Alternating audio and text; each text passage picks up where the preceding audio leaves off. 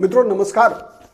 आप देख रहे हैं पॉलिटिकल आइडिया और मैं हूं प्रदीप कुमार। मित्रों आज हम बात करेंगे कि दरभंगा प्रमंडल जिसे मिथिला कहते हैं हम में महागठबंधन के विभिन्न दलों के बीच जो सीटों के लिए रार चल रहा है, तो ये जो मोल भाव चल रहा है, विशेष रूप से कांग्रेस पार्टी लगातार दबाव बनाए हुए है पप्पू यादव के माध्यम से। हम लगातार सुन रहे हैं पप्पू यादव को कि कांग्रेस पार्टी को इतनी सीटें चाहिए और ज़्यादा सीटें कहाँ चाहिए, तो मिथिला में चाहिए, मिथिलांचल में चाहिए, कोसी प्रमंडल में चाहिए, सीमांचल में चाहिए। मुकेश सहनी का भी बयान आया कल। मुकेश सहनी कहते हैं कि उनको भी सीटें चाहिए, कहाँ ज़्यादा सीटें चाहिए उनको 3 जिला में, और वो तीनों जिले आते हैं। आप कह सकते हैं कि दरभंगा, समस्तीपुर, मुजफ्फरपुर, ये 3 जिले की बात वो कर रहे हैं। तो दरभंगा और समस्तीपुर दरभंगा प्रमंडल के जिले हैं।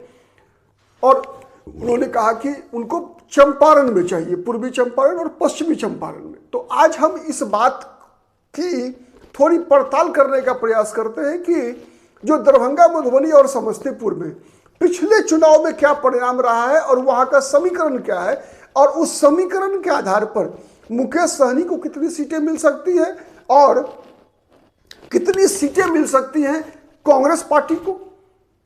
और क्या सीपीआई-एमएल जो पिछली बार सीट लड़ी थी, क्या वो सीपीआई-एमएल का वहां हक बनता है? क्या सीपीआई का अब वो आधार बचा हुआ है? पिछली बार भी सीपीआई की बात अगर मैं करूं तो 2 सीट लड़ी थी मधुबनी जिले में, झंझारपुर और हरलाखी विधानसभा सीट लड़ी थी कांग्रेस पार्टी, लेकिन दोनों सीटों पे उसका प्रदर्शन बहुत ही खराब रहा, बुरा रहा। तो क्या सीपीआई को वो सीटें मिलनी चाहिए? उसके अलावे सवाल ये उठता है कि जैसे 3 विधानसभा सीटें ऐसी हैं जहां पर कि मुकेश सहनी के उम्मीदवार पिछली बार लड़े थे और उसमें 2 जीते भी थे, लेकिन वो 2 जो जीते थे वो दोनों के दोनों बीजेपी में चले गए।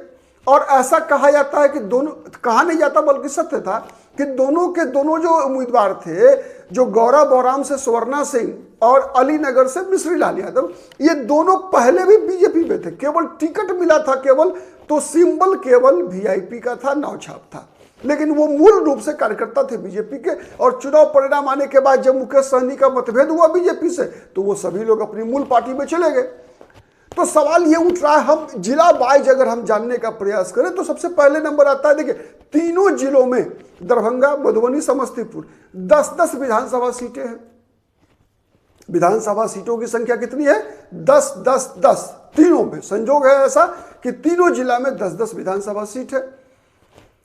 और अगर मधुबनी की बात करूं मैं, तो पिछली बार अगर विधानसभा चुनाव की बात मैं करूं तो पिछली बार वहां से आरजेडी 2 सीट पे लड़ी थी, 6 सीट पे लड़ी थी आरजेडी, 2 सीट लड़ी थी सीपीआई और 2 सीट लड़ी थी कांग्रेस पार्टी।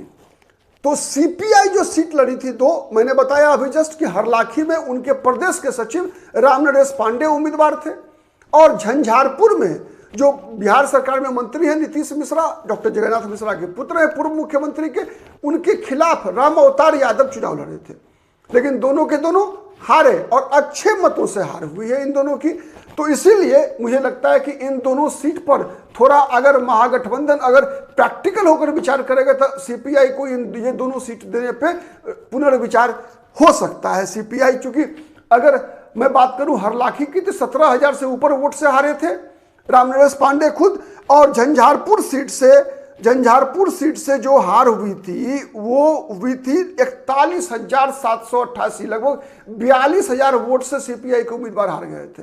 ठीक है, तो ये इन 2 सीट पे खतरा है, ये बात दावे से कहा जा सकता है। उसके अलावा आरजेडी खजौली विधानसभा सीट से, मैं बात उसी सीट पे खतरा मान रहा हूं जहां पर कि लगभग 15 से 20,000 वोट से ज्यादा या उससे ज्यादा से हारे हुई थी, तो उन सीटों की अदला बदली हो सकती है। लेकिन जहां 2,000-3,000 वोट से कोई दल गठबंधन के सहयोगी हारे हैं, वहां तो सीट की अदला बदली नहीं होगी।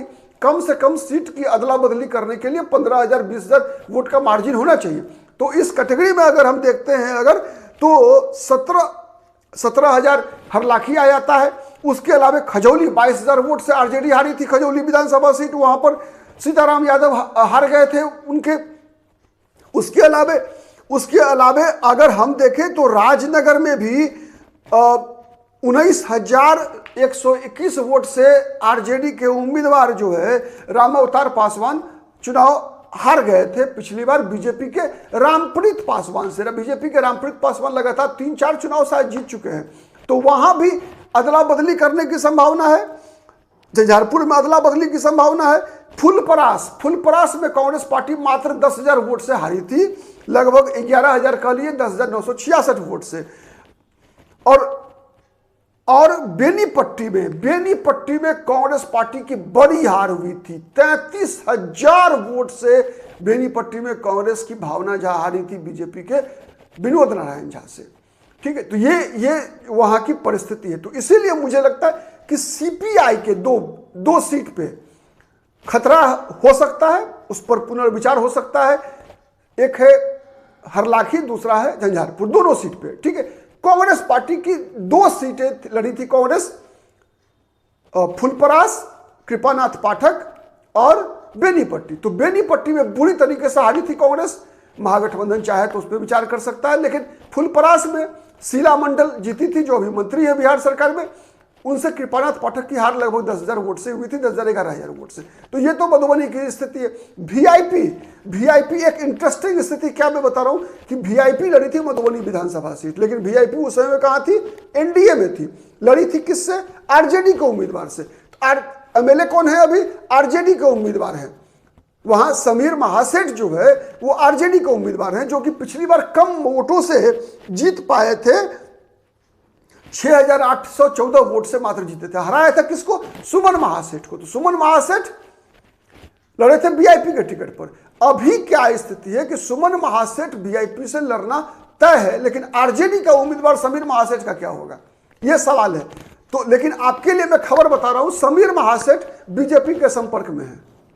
समीर महासेठ जो आरजेडी से एमएलए हैं, जो जदयू और जब आरजेडी की सरकार थी बिहार में, महागठबंधन की सरकार थी, तेजस्वी यादव उप मुख्यमंत्री थे, समीर महासेठ उद्योग मंत्री भी थे। ठीक है, तो वो समीर महासेठ अभी बीजेपी नेताओं के संपर्क में है। ये आपके लिए एक बड़ा समाचार है। मधुबनी में उम्मीदवार की अदला बदली हो सकती है। ठीक है, तो ये मधुबनी विधानसभा सीट जा सकती है वीआईपी को। अब देखना होगा वीआईपी, ये जो 5 सीटें हैं, 5 सीट मैंने कहा, एक आरजेडी की, एक कांग्रेस पार्टी की और 2 सीपीआई की। इसमें से और एक सीट तो वीआईपी को मिलेगा ही मिलेगा, मधुबनी विधानसभा सीट, चूंकि उसके पास उम्मीदवार भी हैं जो 6,800 वोट से हारे थे, तो सुमन महासेठ का बनता है वहां। तो ये 4 विधानसभा सीट में से कौन सी सीट वीआईपी लेने का प्रयास करेगी? अगर सामाजिक समीकरण को आधार बनाकर मैं ढूंढने का प्रयास करूं, तो वीआईपी को सामाजिक समीकरण के आधार पर झंझारपुर सीट पे दावा करना चाहिए, क्योंकि उस क्षेत्र में सहनी समाज के लोग की संख्या अच्छी है और वहां सीपीआई से बेहतर प्रदर्शन वीआईपी कर सकती है, इसका अनुमान है। चलिए, तो मधुबनी के बाद अब चर्चा करते हैं दरभंगा से। दरभंगा वो जिला है जहां से पिछली बार विधानसभा चुनाव में 2 सीट वीआईपी लड़ी थी, दोनों जीत गई थी। गौरा बोराम से स्वर्णा सिंह और अलीनगर से मिश्री लाल यादव। तीसरा सीट मिला था केवटी का, लेकिन अंतिम क्षणों में बीजेपी ने फिर वो सीट विड्रॉ कर लिया था और वहां से लड़ने वाले थे वीआईपी के टिकट पर बिहार सरकार में वर्तमान में मंत्री हरि सहनी। लेकिन अंतिम क्षणों में हरि सहनी को कहा गया कि भाई आप सीट वापस कर दीजिए। वहां से मुरारी मोहन झा को टिकट मिला और हरि सहनी को उसका इनाम यह मिला कि जब वो सिंबल वापस कर दिए, पार्टी के आदेश का अक्षरशः पालन किया, पार्टी से विद्रोह नहीं किया, तो हरि सहनी को यह मिला उसका फल कि हरि सहनी को कुछ ही दिन के बाद बीजेपी ने एमएलसी बना दिया। एमएलसी ही नहीं बनाया बल्कि विधान परिषद में विधायक दल का नेता बनाया। और फिर जब नीतीश कुमार के साथ सरकार बनी जब बिहार में, तो हरि सहनी को मंत्री बनाया और अभी हरि सहनी पिछड़ा वर्ग विभाग के मंत्री है बिहार में। तो इसीलिए बीजेपी में हरि सहनी को बहुत बड़ा इनाम मिला केवल टिकट लौटाने के लिए। 2 सीट लड़ी, वीआईपी दोनों जीत गई।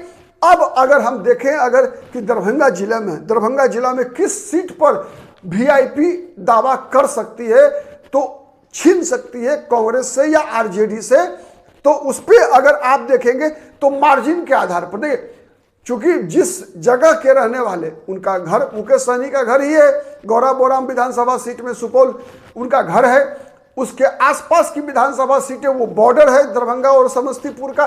तो एक साथ अगर हम देखें अगर तो दरभंगा जिला में सबसे पहले अगर बात करें तो कुशेश्वर स्थान विधानसभा सीट, यहाँ आरजेडी लड़ी थी, मात्र 12,695 वोट से हारी थी। अमन हजारी वहां पर विधायक है, लगा उससे पहले अमन हजारी से पहले उनके पिता लगातार विधानसभा चुनाव जीतते रहे वहां से, शशि भूषण हजारी, उनके निधन के बाद ही अमन हजारी को टिकट मिला। ठीक है, तो ये अब आरजेडी वहां पर क्या करती है कहना मुश्किल है, चूंकि दरभंगा जिला में अगर शेड्यूल कास्ट के लिए रिजर्व सीट की बात अगर करें तो एकमात्र सीट वो है जहां पर कि आरजेडी लड़ी थी। और आरजेडी चूंकि दावा करती है अनुसूचित जाति का तो कि दलितों पिछड़ों की पार्टी होने का, तो अब वहां पर क्या कंप्रोमाइज करेंगे, लेकिन सहनी समाज का वोट है, ये बात है। तो वहां पर कुशेश्वर स्थान पर मुझे लगता है दावा कर सकते हैं मुकेश सहनी, और उनको अगर तेजस्वी यादव उदार होंगे तो कुशेश्वर स्थान विधानसभा सीट दे सकते हैं। गौरा बोराम पिछली बार भी लड़ी थी, आरजेडी लड़ी थी, लेकिन इस बार चूंकि गौरा बोराम विधानसभा सीट उनका गृह क्षेत्र है मुकेश सहनी का, तो आरजेडी ये त्याग कर सकती है। वैसे पिछली बार कम वोटों से हार हुई थी, 7,280 वोट से, लेकिन एक खतरा है, एक खतरा यह है कि अगर आरजेडी मुकेश सहनी को वो सीट देती है तो मुकेश सहनी लड़ाएंगे किसको। अगर पिछली बार आरजेडी किसी मुसलमान को लड़ाई थी, अगर मुकेश सहनी भी किसी मुसलमान को लड़ाते हैं तब तो मुकाबला में आएंगे, और अगर मुसलमान को नहीं लड़ाएंगे तो वहां पर कोई ना कोई मुस्लिम उम्मीदवार निर्दलीय खड़ा होगा, इस बात की पूरी संभावना है। तो यह खतरा बना हुआ रहेगा मुकेश सहनी के लिए। मुकेश सहनी जैसी चर्चा है कि गौरा बोराम से किसी अपने परिजन को भी टिकट दे सकते हैं, ऐसी परिस्थिति में उनके परिजन पर हार का खतरा बना हुआ रहेगा, इसलिए कि अगर वहां से बीजेपी ने किसी सवर्ण को उम्मीदवार बनाया, सवर्ण स्वर्णा सिंह है अभी, और अगर मुकेश सहनी के परिजन को चुनाव लड़ेंगे और उसके बाद कोई मुसलमान निर्दलीय लड़ ले, या बीजेपी वो सीट जदयू के लिए छोड़ दे और जदयू किसी मुस्लिम को उम्मीदवार बना दे, तो फिर मुकेश सहनी के किसी भी परिजन को वहां से चुनाव जीतना आसान नहीं होगा, असंभव हो जाएगा। तो इस बात पे मुकेश सहनी जरूर सोच रहे होंगे, अगर विनेबिलिटी एक फैक्टर है तो। ठीक है, अब तीसरी सीट है बेनीपुर। बेनीपुर में मुझे नहीं लगता जितने कम मतों से हार हुई थी आरजेडी के उम्मीदवार का, सॉरी कांग्रेस के उम्मीदवार का, कि कांग्रेस किसी भी कीमत पर बेनीपुर की सीट छोड़ेगी। और बेनीपुर में मिथिलेश चौधरी जो चुनाव लड़े थे, वो कीर्ति आजाद जो क्रिकेट खिलाड़ी हैं, अभी सांसद भी है टीएमसी से, उनके रिश्तेदार हैं, और कांग्रेस पिछली बार कम वोटों से हारी थी बहुत दिनों के बाद, और दूसरे मिथिलेश चौधरी वहां से उम्मीदवार थे।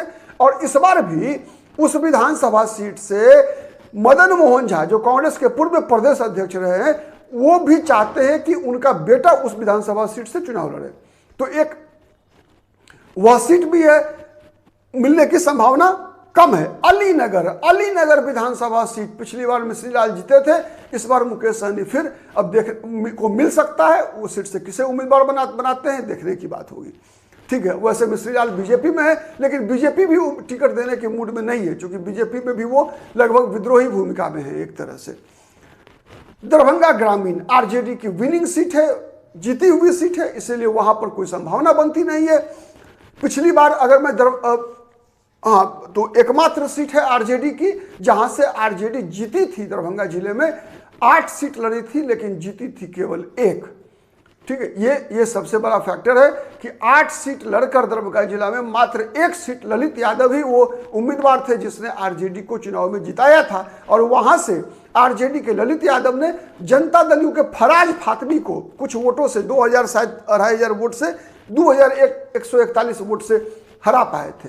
तो ललित यादव की सीट मुझे नहीं लगता है कि टिकट कट सकता है, और न कोई टिकट की सीट की अदला बदली आरजेडी किसी भी कीमत पर करेगी। अब आते हैं दरभंगा शहर। दरभंगा शहर में हो सकता है कि चूंकि दरभंगा शहर लड़ना महागठबंधन में अगर किसी भी दल के लिए थोड़ा सुटेबल हो सकता है तो मेरे अनुसार आरजेडी वहां पर के अनुसार वहां पर थोड़ा चांस बनता है। अन्यथा मुकेश सहनी हो चाहे कांग्रेस पार्टी हो, मुझे नहीं लगता कि वहां से सीट निकलने की स्थिति होगी। पिछली बार अमरनाथ कामी जो कि हैं भाजपाई, हैं आरएसएस के स्वयंसेवक, लेकिन लड़ते हैं, चुनाव लड़ना तय होता है, कभी आरजेडी से भी लड़ सकते हैं, कभी बीजेपी से भी लड़ सकते हैं। तो उनका मुकाबला संजय सरावगी से हुआ था। संजय सरावगी लगातार 6 बार से विधायक है, 5 बार से लगभग शायद 2005 से ही वो जीतते आ रहे हैं, मंत्री भी हैं अभी। तो अब देखना है कि वहां पर क्या स्थिति होती है वहां, लेकिन वहां वो सीट वीआईपी लड़ेगी, इसकी संभावना कम है, कोई संभावना भी नहीं बनेगी वहां। अगर वीआईपी लड़ती है तो फिर मुझे लगता है कि जीत की संभावना बीजेपी की और ज्यादा बढ़ जाएगी। आरजेडी के उम्मीदवार वहां ज्यादा बेहतर मुकाबला कर पाएंगे। हाँ, वैसे यह संभव है कि आरजेडी के उम्मीदवार हो और वीआईपी का सिंबल हो, ठीक है। उस परिस्थिति में वहां जो खेमका साहब जो पूर्व मेयर रहे हैं, वो मुझे लगता है कि उम्मीदवार हो तो शायद संजय सरावगी का कुछ मुकाबला हो सके। देखने वाली बात है। वहां हायाघाट विधानसभा सीट, हायाघाट विधानसभा सीट भी पिछली बार आरजेडी लड़ी थी। हायाघाट से रमेश चौधरी उम्मीदवार थे, लेकिन वहां से रामचंद्र शाह बीजेपी के लगातार 2 बार से जीतते आ रहे हैं। उससे पहले अमरनाथ गामी बीजेपी से जीते थे, जदयू से भी 1 बार जीते। अब देखना है इस बार क्या होता है, लेकिन मुझे लगता है कि हायाघाट सीट भी अगर मुकेश सहनी अड़े तो उनको मिल सकता है, ठीक है, इसलिए कि आरजेडी के पास कोई वैसा बड़ा चेहरा हायाघाट में नहीं है। अब आते हैं बहादुरपुर विधानसभा सीट, सहनी समाज का एमएलए है अभी मदन सहनी, वहां से चुनाव जीते हुए हैं। पिछली बार वहां से मैं बहादुरपुर की बात कर रहा हूं, हायाघाट की गलत जब सवाल मैंने कर दिया, जवाब दे दिया। बहादुरपुर में मदन सहनी विधायक है, आरजेडी से वहां रमेश चौधरी पिछली बार लड़े थे, उनकी हार हुई थी। इस बार हो सकता है कि बहादुरपुर सहनी समाज का वोट भी अच्छी संख्या में है, वहां वो सीट वीआईपी ले सकती है, आरजेडी दे सकती है वहां पर। यह सवाल है एक बहादुरपुर का। वैसे हार बहुत कम वोटों से हुई थी, 2600 वोट से मात्र हार हुई थी। हायाघाट विधानसभा सीट में आरजेडी के बड़े नेता भोला यादव की हार हुई थी, वहां बीजेपी के रामचंद्र साहू ने हराया था, रमेश चंद्र चौधरी को नहीं। ये बहादुरपुर से लड़ रहे थे, ठीक है। अब आते हैं केवटी में कांग्रेस के उम्मीदवार मात्र 5000 लगभग वोट से हारे थे, इसीलिए आरजेडी के अब्दुल बारी सिद्दीकी की बड़े नेता हैं, उनका टिकट कटना संभव है, ठीक है, आरजेडी ही लड़ेगी, ये तय है। अब अब्दुल बारी सिद्दीकी की चुनाव लड़ने से मना कर दें तो बात अलग है, लेकिन सहनी समाज का वोट है आरजेडी केवटी विधानसभा सीट में, ये बात मानी हुई है। अब अंतिम विधानसभा सीट है जाले, दरभंगा का। जाले से जीवेश मिश्रा 2 बार से लगातार चुनाव जीतते आ रहे हैं। पिछली बार उनका मुकाबला हुआ मस्कूर अहमद से, जो अलीगढ़ मुस्लिम विश्वविद्यालय में छात्र संघ के अध्यक्ष थे, विवादित बयानों के लिए जाने जाते हैं, इसीलिए जीवेश मिश्रा का जो जीत का मार्जिन था वो बढ़ गया था, 21,000 वोट से जीते थे। वो सीट कांग्रेस, मुझे नहीं लगता एक मुसलमान को कांग्रेस लड़ाना चाहती है दरभंगा से, तो कांग्रेस वो छीन सकती है। पिछली बार 10 विधानसभा सीट में आरजेडी 8 लड़ी थी, 2 कांग्रेस को मिला था। कांग्रेस की एक बेनीपुर तो मुकेश सहनी किसी कीमत पर नहीं छीन पाएंगे, और मुझे नहीं लगता कि जाले भी कांग्रेस की, भले ही 22,000 वोट से हार हुई थी, लेकिन कांग्रेस किसी भी कीमत पर जिस राजनीति को आगे बढ़ाने का प्रयास राहुल गांधी कर रहे हैं, दलित मुस्लिम राजनीति, उसके तहत किसी भी कीमत पर मुझे नहीं लगता कांग्रेस पार्टी जाले में एक मुसलमान के लिए कोई कंप्रोमाइज करेगी। चलिए अब बढ़ते हैं हम समस्तीपुर जिला, दरभंगा और समस्तीपुर जिले की सीमा पे मुकेश सहनी का घर है। वहां से, और ये समस्तीपुर जिला कहा जाता है, सहनी समाज के वोटर वहां भी है। कई उम्मीदवार होते रहे हैं, मोरबा विधानसभा सीट से, सरायरंजन विधानसभा सीट से कई बार सहनी समाज के उम्मीदवार चुनाव जीत भी चुके हैं। अब सबसे पहले शुरुआत करते हैं कल्याणपुर से, वो सुरक्षित विधानसभा सीट है दलित समाज के लिए। वहां से महेश्वर हजारी एमएलए हैं, विधायक है, जनता दल यू के उम्मीदवार है। पिछली बार सीपीआईएमएल के उम्मीदवार लड़े थे, लेकिन बड़ी हार हुई थी 10,251 वोट से। सीपीआईएमएल का आधार वहां नहीं है, ये बात मैं कह सकता हूं दावे के साथ। वो जो भी वोट मिले थे उनको, वो महागठबंधन का वोट था, आरजेडी का ज्यादा वोट था उसमें। ठीक है, तो कल्याणपुर विधानसभा सीट सीपीआई-एमएल से छीन सकते हैं मुकेश सहनी। दूसरा सीट है वारिसनगर, वहां भी सीपीआई-एमएल लड़ी थी। सीपीआई-एमएल का इस क्षेत्र में वारिसनगर कल्याणपुर की तरह ही वारिसनगर में उनका कोई आधार नहीं है। पिछली बार भी उनकी हार हुई थी 13,800 वोट से, लेकिन वो वोट उनका नहीं है, सीपीआई-एमएल का नहीं है, ये वोट महागठबंधन का है, मतलब एनडीए विरोधी वोट है, आरजेडी समर्थक वोट है। ठीक है, तो वहां पर भी ये छीन सकते हैं वो सीट। जेडीयू के अशोक कुमार वहां उम्मीदवार थे, फूल बाबू सिंह को वहां सीपीआई-एमएल के उम्मीदवार थे, उनको उन्होंने हराया था। अब समस्तीपुर मैं बताऊं, ये तीनों जिला दरभंगा प्रमंडल में सबसे बेहतर प्रदर्शन आरजेडी की समस्तीपुर जिले में थी, जिसमें 6 सीटें लड़कर 4 सीट जीत गई थी आरजेडी। ठीक है, तो ये बात ध्यान में रखिएगा। 10 सीट था, 10 में 6 सीट लड़ी थी आरजेडी और 2 सीट वहां लड़ी थी सीपीआई-एमएल, 1 सीट लड़ी थी कांग्रेस पार्टी और 1 सीट लड़ी थी सीपीआई-एम। और सीपीआई-एम जो 1 सीट लड़ी थी वो जीत गई थी, सीपीआई-एमएल 2 सीट लड़ी थी, दोनों हार गई थी।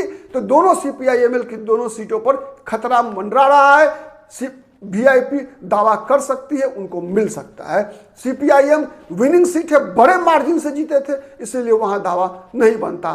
ठीक है, आरजेडी 6 में 4 जीत गई थी, उसमें 4 जीती हुई सीटों में पहला था हसनपुर, जहां से तेज प्रताप यादव जीते थे, सीट छोड़ने का सवाल नहीं उठता।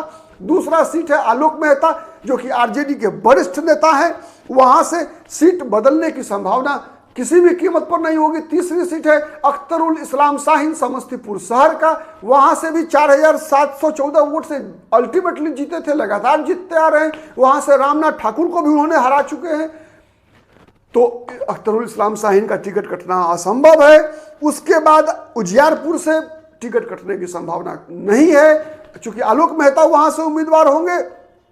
मोरवा विधानसभा सीट आरजेडी जीती हुई सीट है, वहां रणविजय साहू उम्मीदवार है, इसलिए सीट बदलने की संभावना नहीं है। लेकिन मोरवा सहनी बहुल सीट है, इस बात में कहीं कोई दो मत नहीं है। आरजेडी उदारता दिखाए तो मैंने सीट और उम्मीदवार दोनों दे सकती है, तो रणविजय साहू ही नाव छाप पे लड़ लें तो ये संभव है। ठीक है, मोहिउद्दीन नगर, वैसे मोहिउद्दीन नगर एजिया यादव की सीट है, आरजेडी मुझे नहीं लगता कि छोड़ेगी किसी भी कीमत पर। ठीक है, विभूतिपुर मैंने बता ही दिया कि विभूतिपुर से सीपीआई-एम के उम्मीदवार जीते थे, बड़े मार्जिन से जीते हैं, 40,000 वोट से जीते हैं, इसलिए उनका सीट बदलने का छोड़ने का सवाल नहीं उठता। रोसड़ा विधानसभा सीट कांग्रेस लड़ी थी और बड़े मार्जिन से हारी थी, सुरक्षित सीट है। अशोक राम कांग्रेस के पूर्व में प्रदेश अध्यक्ष रहे, उनकी सीट है। वहां से बीजेपी के वीरेंद्र पासवान एक संत हैं। आज की वर्तमान राजनीतिक परिस्थिति में एक संत, एक सन्यासी की जीवन जीने वाला वीरेंद्र पासवान भारतीय जनता पार्टी का विधायक है। वहां पिछली बार जीते थे बड़े मार्जिन से, 35,744 वोट से नागेंद्र विकल को हराया था। अगर मुकेश सहनी जोर डालेंगे, ताकत लगाएंगे, तो यहां उनका दाल गल सकता है। तो दरभंगा प्रमंडल की यही है कहानी। आपने देखा कि कहां कहां मुकेश सहनी को दरभंगा, मधुबनी, समस्तीपुर में सीटें मिल सकती है, किस दल के खाते में कौन सी सीट जा सकती है। तो पिछली बार अगर इन 30 सीटों की पूरी कहानी अगर एक साथ में बताऊं, तो इन 30 सीटों पर जो स्कोर था उसमें टोटल 30 सीट में 20 सीट लड़ी थी आरजेडी, 20 में 6 जीती थी, 20 सीट लड़कर 6 जीती थी। कांग्रेस 5 सीट लड़ी थी, एक भी सीट नहीं जीत पाई थी। ठीक है, ये सबसे बड़ा खबर है। सीपीआई-एमएल 2 सीट लड़ी, एक भी नहीं जीती। सीपीआई भी 2 सीट लड़ी, एक भी नहीं जीत पाई सीपीआई भी। सीपीएम 1 ही सीट लड़ी, जीत गई थी। मतलब महागठबंधन को 8 सीटें मिली थी, 30 सीट लड़कर 6 सीट आरजेडी, 1 सीट साथ ही सीट मिला था। 6 सीट आरजेडी को और 1 सीट सीपीआई-एम को, मात्र 30 में 7 मिला था। दरभंगा, मधुबनी और समस्तीपुर जिले में 2 सीट मैंने बताया वीआईपी जीती थी, लेकिन वीआईपी एनडीए में थी। तो ये रही राम कहानी, दरभंगा, मधुबनी, समस्तीपुर, दरभंगा प्रमंडल की कहानी। अगले अंक में फिर किसी और प्रमंडल के विश्लेषण के साथ आपके समक्ष हाजिर होंगे। तब तक के लिए धन्यवाद, नमस्कार, जय हिंद, जय भारत।